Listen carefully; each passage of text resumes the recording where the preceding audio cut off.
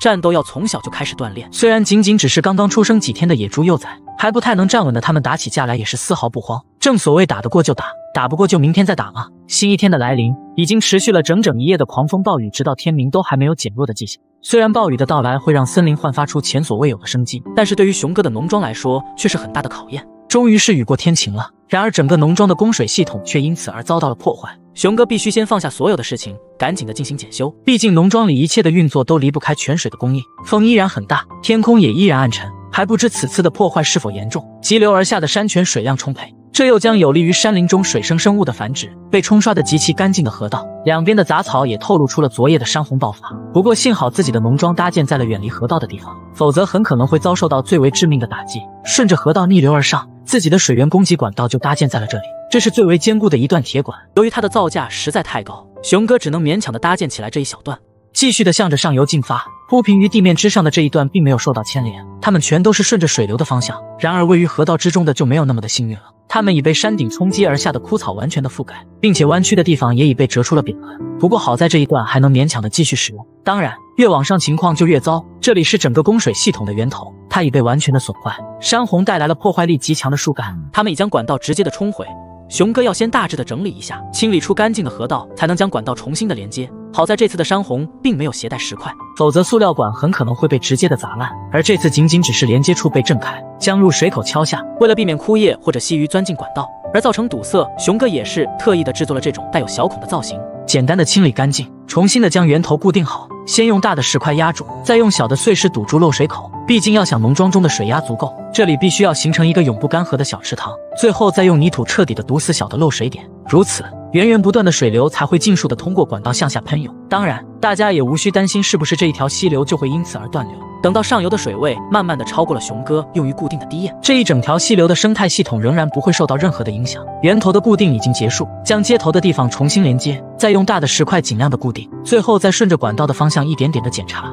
漏水的地方重新的压入水中，检查中间是否会有沉积的泥沙堵塞的情况。至此所有的管道都已彻底的维修完毕。不知道是不是由于熊哥理了新的发型的原因，如此大的山洪却没有让自己供水的管道遭到毁灭性的打击，这已经是不幸中的万幸。再次的回到农庄，山泉水的供给已经正常，熊哥还要再去查看一下猪群，看看暴雨是否对他们造成了影响。当然最主要的还是刚刚出生不久的这4只小野猪，好在小家伙们在母猪妈妈的照顾下没有任何的异常，它们已可以完全的站立，并且十分的调皮。才刚刚出生几天的时间就开始了窝里横，即使是一窝出生的兄弟姐妹，但是打起架来却也是丝毫不含糊。你顶我一下，我咬你一口，貌似谁看谁都不顺眼。这可能是他们玩耍的手段，也有可能是野性使然。总之一夜的狂风暴雨并没有对猪群产生任何的影响，被圈养在外围的这些大家伙也没有异常，一切都已巡查完毕，就只剩下最后的牧鼠园了。然而等到熊哥来到这里，幸运的女神却没有再次的光临，已经长到2人之高的木薯已经成片成片的倒下。虽然熊哥看着很是痛心，但却也无可奈何。当然被吹倒的这些木薯也不能浪费，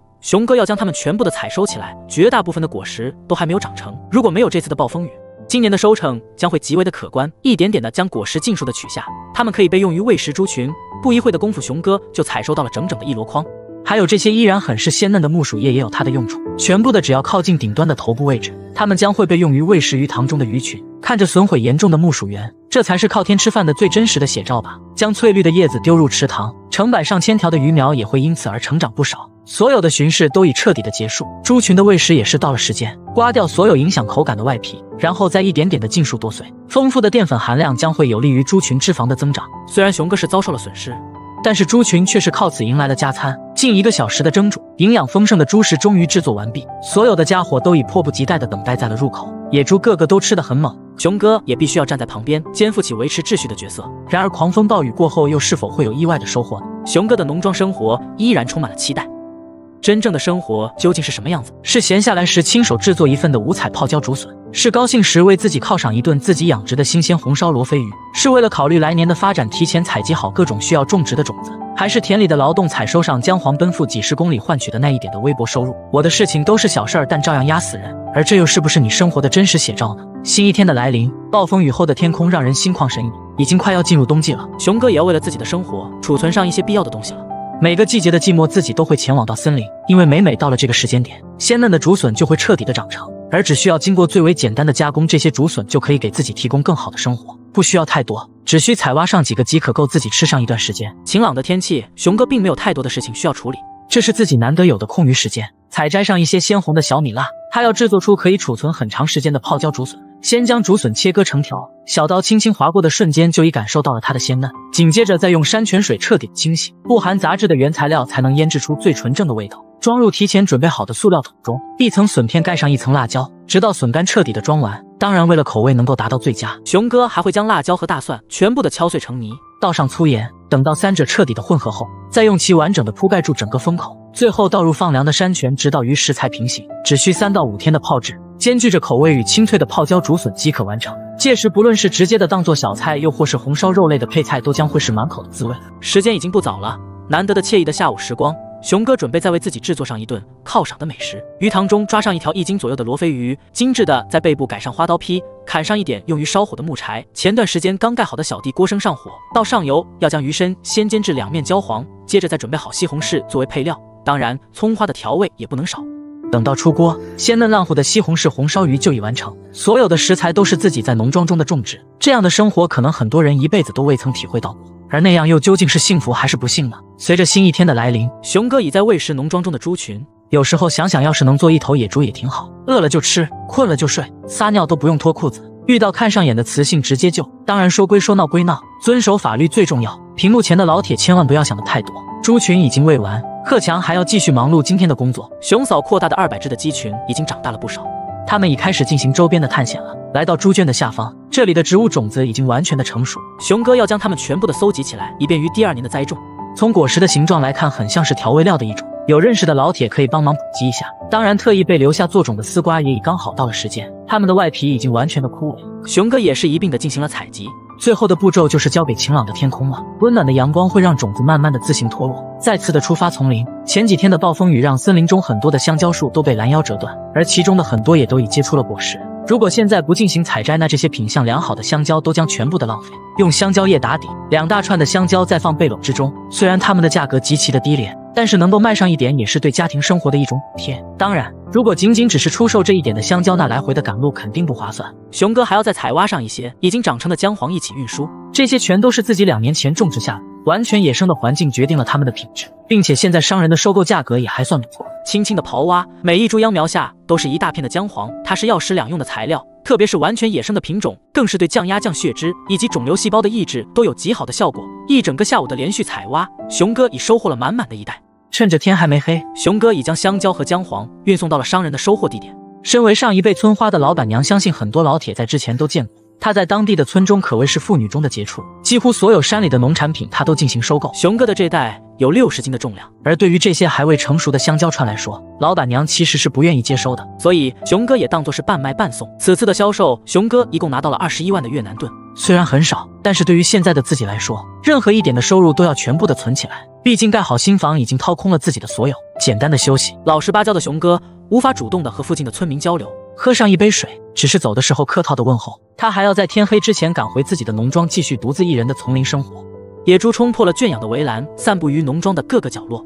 自己居住的地方也被弄得一团糟。不过好在他们都是自己从小喂养到大的，不论是大家伙还是小家伙都没有趁此逃离，他们都在等待着自己回来喂食，也都已习惯了被圈养。新一天的来临，早早就去村里购买喂食鸡群粮食的熊哥刚刚赶回农庄，然而眼前的景象却是着实的给了自己一个惊喜。自己的居住区被弄得乱七八糟，不仔细看还以为是进了山贼。用于隔离的丝网被连根拔起，自己存储的香蕉也被吃的只剩下了一串。原来这是农庄中的野猪，趁着熊哥不再冲出了围栏，将购买的材料搬回牲畜做饭的地方。此时的2只野猪还正在门口搞着破坏呢，另外的1只已经跑到了之前存放木薯的地方。然而不看不知道，一看吓一跳，跑出来的野猪还不仅仅只是他们3只，几乎大大小小所有被圈养在外围的野猪已经全都跑了出来。他们为了寻找食物，已经将加工区弄得一团糟。不过好在这些野猪都是熊哥从小喂食起来，他们并没有离开农庄走得太远，全都是徘徊在了附近，等待着熊哥的喂食。先简单的收拾购买回来的玉米粉，先倒入桶中，自己还要赶快的给这些牲畜制作食物。当然熊哥现在也无法将这些已经跑出来的野猪一个一个的送回圈中，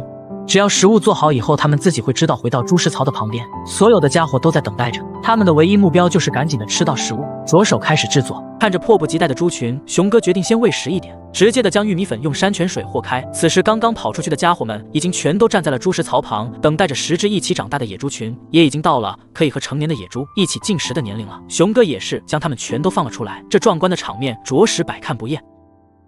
有了一些相对陌生一点的面孔，偶尔的发生一点摩擦是正常的情况，他们并不会因为这个而真正的爆发冲突。毕竟体型较小的半成年野猪都很有自知之明，他们不会和比自己大的同类开战，依然还被单独圈养着的野猪妈妈一家。经过熊哥细心的照料，4只小野猪也已长大了不少。每次喂食的时候，熊哥都会尝试着和它们建立联系，让它们记住自己的味道，这样等到小野猪渐渐长大以后，也就会和现在的野猪群一样顺服自己了。猪群的喂食已经完成，简单的清扫一下地面。鸡群的喂食还需要继续的进行，不过这些大颗粒的食物还并不适合这200只的小鸡幼崽。拿出桶盖，将较细小的食物撒在上边进行喂食，不会造成不必要的浪费。鸡群的进食很快，每一只的小鸡仔也都已长出了翅膀上的羽毛。到了如此的阶段，在农庄这种近乎于原始环境的状态下，它们已几乎不会再生病，所以这也就意味着在2-3个月以后，熊哥又将会增添一大笔的收入。吃饱喝足的猪群已经进入了平静的氛围，成年了的野猪也都在寻找着适合自己打盹的地方，吃完就睡，睡醒就吃，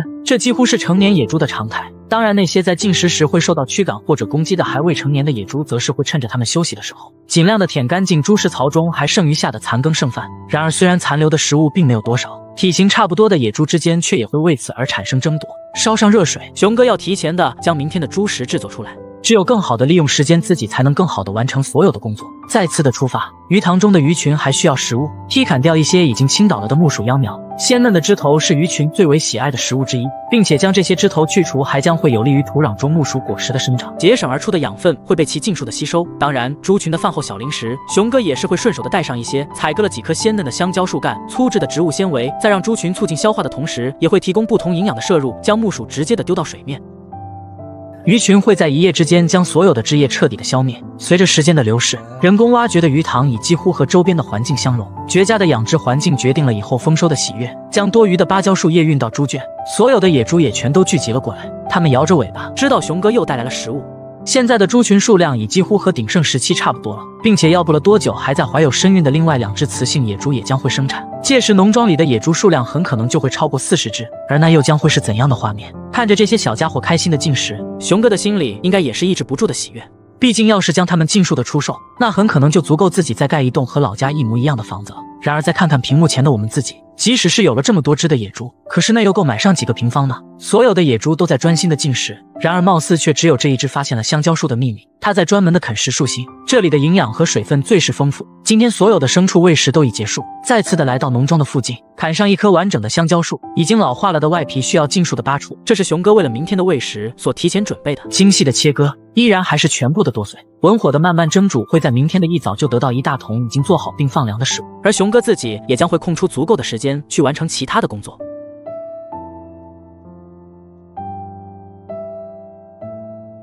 他是我见过在野外白手起家的第一人。30-40头的野猪全都是农庄中自行繁殖并饲养长大，一节简单的毛竹，完全利用丛林中的资源就可制作出通体红色的竹块。原来远离了城市的生活还可以这样的惬意。新一天的来临，临近寂寞的时间，农庄里的一切并不是很忙。今天的熊哥就要利用这闲暇的时光来为自己打造出一副精美的竹块，朝着这片丛林中最大的竹林进发。来福一直陪伴在熊哥的身旁，自己可以玩耍的同时，也可以为自己的主人提供危险的预警。对着毛竹的不断敲击，熊哥要找寻到足够坚硬并且完全笔直的材料。这一颗就很是不错，竹质的坚韧程度稍不小心就会让柴刀卷刃。当然这一整根还是太长，先将其从中间切断，自己要选定长度最长且肉质最好的那一节。经过精细的比对，熊哥选择了靠近根部的后4节，它们会是制作筷子的绝佳材料。原路的返回，熊哥要走上近1个小时的山路。然而就在经过一片灌木丛时，自己却是发现了足够美味的野菜。这些新鲜长出的菜头富含营养，它们的价值与口感也远超南瓜的秧苗。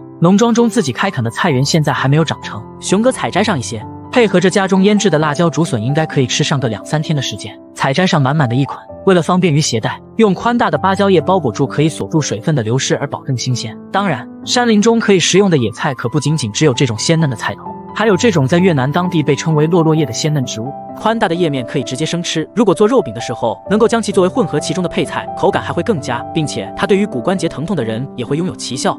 熊哥也是采摘的一些，全部的重新打包好，大自然的无偿馈赠，足够自己一个人的生活。终于是回到了农庄，竹块的制作也要正式的开始。坚硬的竹节需要手工具进行切割。省力的同时也可以保证制作好的竹块长短相同。30多分钟的切割，2段竹臂宽厚的竹节已经足够，先一点点的将其分解成小的竹片，接着再用柴刀进行精细的打磨，整整2个多小时的时间，几十双的竹块就已全部的修整完成，全部的放到平面之上。熊哥要初步的筛选一下品质，然而仅仅只是这种最为原始的加工还并不能满足自己的需求，熊哥还想要给它们全部的染上颜色。当然，复杂的现代工艺自己没有设备也并不具备，但是这却难不倒一个全知全能的野外生存之人。这是一种将特性隐藏得极好的绿色植物，不过千万不要被它的外表所迷惑，它可是越南当地制作红米必不可缺的材料，只需经过清水的高温蒸煮，纯正鲜艳的天然红色素即会显现它的真身。简单的采割上一些，它们会让自己制作的竹块焕然一新。先清洗干净表面的灰尘，然后直接的平铺于锅底，接着再将竹块覆盖其中，接上点清凉的山泉水。30多分钟的蒸煮，原本还是光秃秃的竹块就已彻底的变成了通体的红色。这种情况小编真的是第一次见，惊讶的同时又不免感叹，惊讶于自然的神奇，感叹于自己的无知。当然，想要让红色的竹块彻底的成型，还需要最后一步，再次的利用大自然的光照来将其彻底的定型，只有这样才能保证以后在使用的过程中不会出现颜色的淡化。竹块的制作已经完成，熊哥也该吃上今天的晚餐了。前2天泡制的辣椒竹笋风味独特，已经可以食用。炒上2个草鸡蛋，煮上自己刚刚采摘的纯绿色野菜，这样的生活又是多少人的梦寐以求呢？随着阳光再次的普照大地，熊哥已迎来了第2日的清晨。先给鸡群喂食早餐，玉米是这些小家伙的主食，而山林中丰富的虫子则是它们自行补充食物的另一个途径。当然，也不要小瞧了这些鸡群，接近300只的数量，可以为自己的生活提供很多的收入来源。鸡群已经喂完，晴朗的天空温度适合，熊哥准备利用这个时间来将所有圈养着的野猪全部放出，在让他们相互熟悉彼此的同时，还能够畅享一下自由，并且对于野猪妈妈一家来说意义更加重大。身为母亲的雌性野猪已经很久都没有外出过了，而对于已经长大了很多的4只幼崽来说，这也是他们第一次接触外边的世界，也是他们融入农庄野猪群的最好时机。不过生存的本能驱使着4只小家伙总是小心翼翼，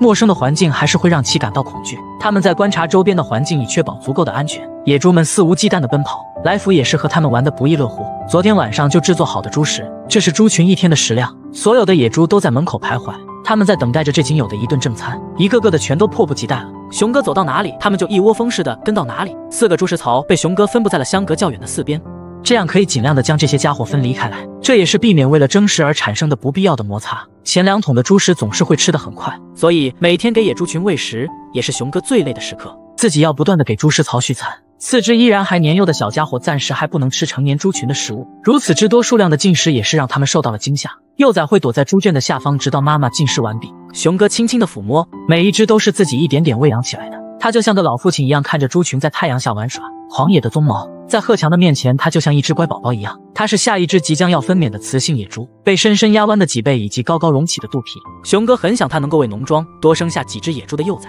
猪群都已喂完，他们在享受着温暖的阳光。然而此时的熊哥却还并不能休息，已经搭建了快要2年的猪圈被白蚁啃食严重，用于承重的大梁和横梁全都出现了塌陷或者裂纹。他要趁着猪群不在圈中的时间进行简单的修复，也许要不了多久，自己可能就要抽出时间重新的进行新猪圈的打造。不过现在简单的维修应该还可以撑上一些时间，下沉的部分用树干重新进行支撑，已经损坏严重的这一处猪圈地板可能需要完全的拆除。当然现在的熊哥还并没有这么多的时间，大的维修工作会放在以后进行。猪圈下方的红薯地长势良好，多余而出的红薯叶是猪群最为喜爱的食物之一。熊哥要采割上一些来给刚刚吃饱的野猪群打打牙祭。虽然叶面上全都布满了大大小小的虫眼，但是这却并不会影响野猪进食的口感。先来上一小捆，毕竟自己每天都会给猪群补充维生素。看着眼前大大小小的野猪群，熊哥甚是欣慰，这可是自己一点点的喂食并进行自主繁殖才发展出来的规模。想想刚开始的时候，在丛林中捕获到的野猪仅仅只有2只，而如今却是有着接近40只的规模了。有菜园，有鱼塘，养过牛还喂过羊，称它为野外白手起家第一人，应该不会有人有意见吧。倾斜的阳光预示着今天将要结束，经过了几天晾晒的种子已经完全的干燥了，全部的将其取下，细致的分拣，储存起来以后，明年的自己也就有了充足的可以重新种植的种子了。当然丝瓜也是同样，完全变黑了的丝瓜种品相绝佳，有了这些种子的获取，来年就是进行批量的种植都已完全没有问题。不过我相信有很多人已经不知道这些东西了。